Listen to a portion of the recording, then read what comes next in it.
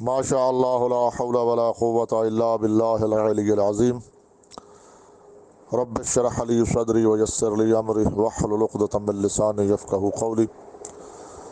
اعوذ باللہ من الشیطان اللعین الرجیم بسم اللہ الرحمن الرحیم الحمد لأہلہ والصلاۃ علی اہلہا۔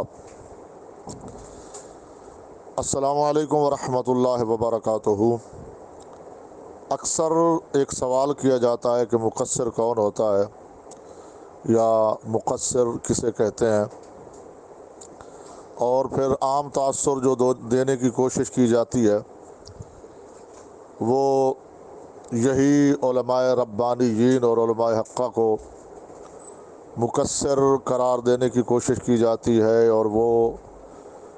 متدین مومنین، وہ دیندار مومنین جو عقیدہ توحید کے قائل بھی ہوں اور اعمال، عقیدے کے ساتھ ساتھ اعمال کو بھی واجب سمجھتے ہوں، نماز، روزہ، حج، زکوٰۃ، خمس،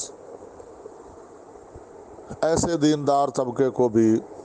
مقصر قرار دینے کی کوشش کی جاتی ہے۔ لیکن میں مختصر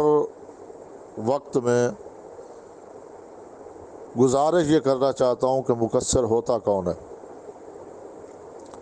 تو مقصر کے دو معنی ہیں، ایک ہے تقصیر کرنے والا یعنی گھٹانے والا،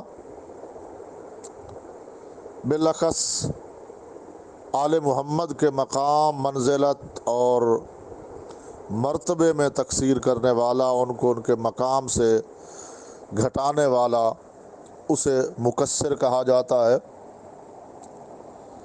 اور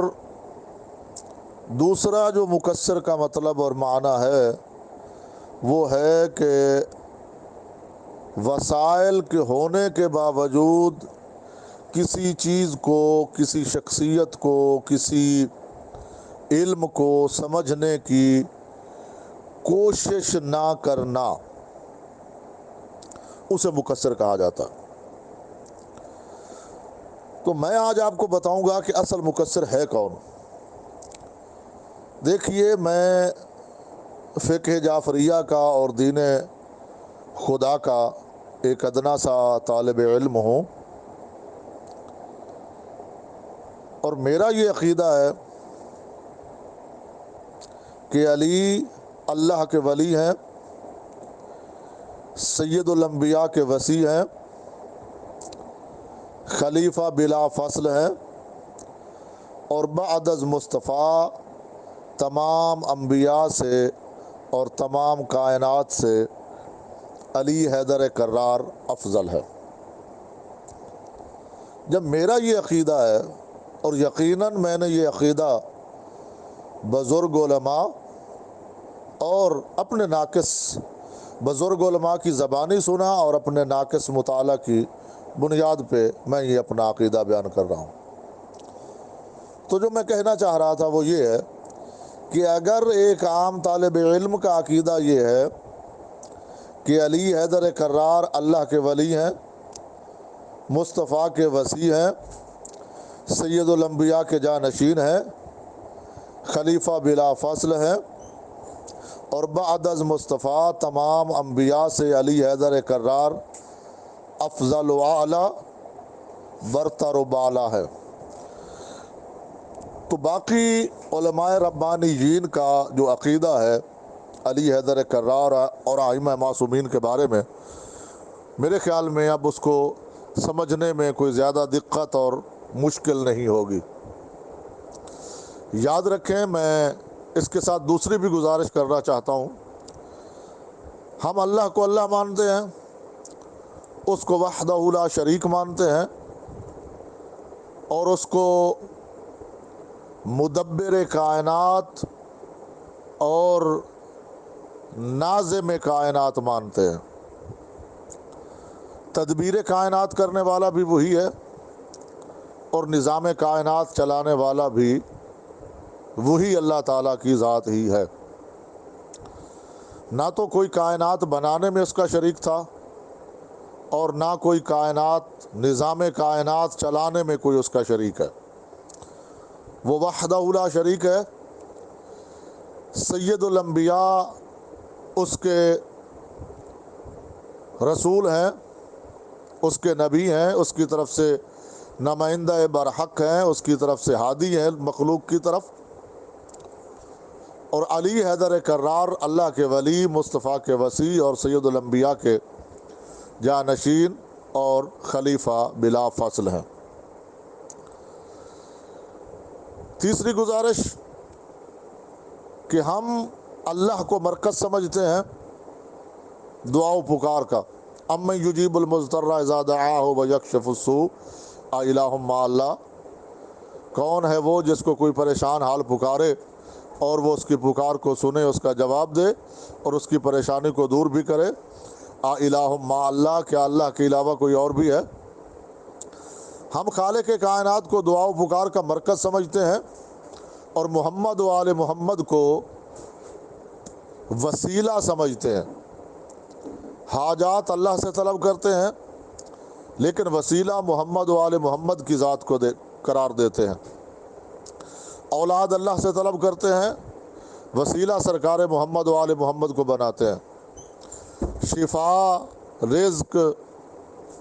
وغیرہ وغیرہ جو بھی حاجت درپیش ہوتی ہے حاجت طلب اللہ سے کرتے ہیں اور وسیلہ سرکار محمد و آل محمد کو دیتے ہیں۔ یہ ہے ہمارا عقیدہ اور یہی وہ عقیدہ ہے جو عین اسلام بھی ہے اور عین قرآن بھی ہے۔ اب میں آپ کو بتاتا ہوں کہ اصل مقصر کون ہے۔ مقصر کا دوسرا مطلب ہے وسائل کے ہونے کے باوجود کسی شخص کو، کسی مسئلہ کو، کسی علم کو سمجھنے کی کوشش بھی نہ کرنا۔ مقصر کی اس تعریف کے ضمن میں اگر پاکستان کی موجودہ صورتحال کو دیکھا جائے تو مقصر یہ علماء نہیں، مقصر یہ دیندار طبقہ نہیں، بلکہ اصل مقصر وہ ہے جو منبر حسینی کو ذریعہ بناتا ہے اور ولایت علی کی آڑ میں عوام کو یہ درس دیتا ہوا نظر آتا ہے کہ علی کو سمجھنے کی ضرورت نہیں، علی کو سوچنے کی ضرورت نہیں، علی کو ماننے کی ضرورت ہے، علی کو سمجھو نہیں، علی کو سوچو نہیں، اور پھر وہ عوام کے جذبات سے کھیلتا ہے اور کہتا ہے کہ بھائی دیکھو علی کو سوچو نہیں، علی کو مانو، جنہوں نے سوچا ہے وہ شیطان بنا ہے، جنہوں نے سوچا ہے وہ مروان بنا ہے اور جنہوں نے مانا ہے وہ سلمان بنا ہے۔ میں کہتا ہوں کہ اصل مقصر یہ ہے کہ جس کے پاس وسائل بھی ہیں، کتب بھی موجود ہیں، قرآن مجید بھی موجود ہے، سیرت اہل بیت بھی موجود ہے، لیکن یہ نہ تو خود علی کو سمجھنا چاہتا ہے اور نہ عوام کو علی کو سمجھنے دیتا ہے، غریب شیعہ کو بھی معرفت علی سے دور رکھنے کی کوشش میں ہے۔ میں سوال کرتا ہوں کہ اگر علی کو سوچنا نہیں صرف ماننا ہے تو پھر جنہوں نے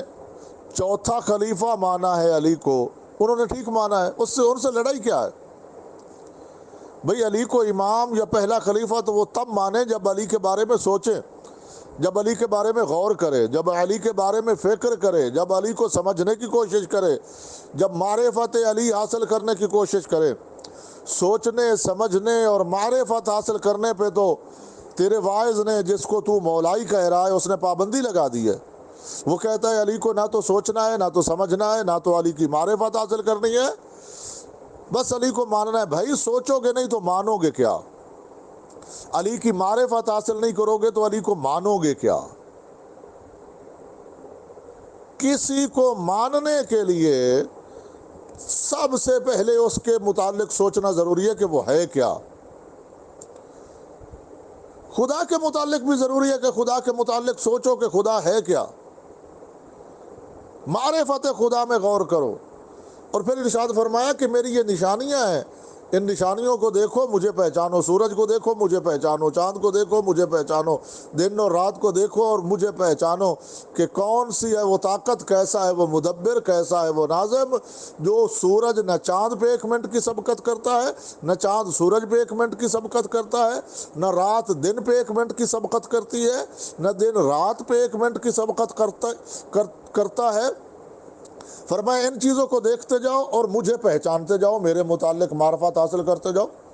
تو گویا کہ سوچنا تو خدا کو بھی پڑتا ہے، بغیر سوچے خدا سمجھ نہیں آنے والا، بغیر سوچے خدا کی معرفت حاصل نہیں ہونے والی۔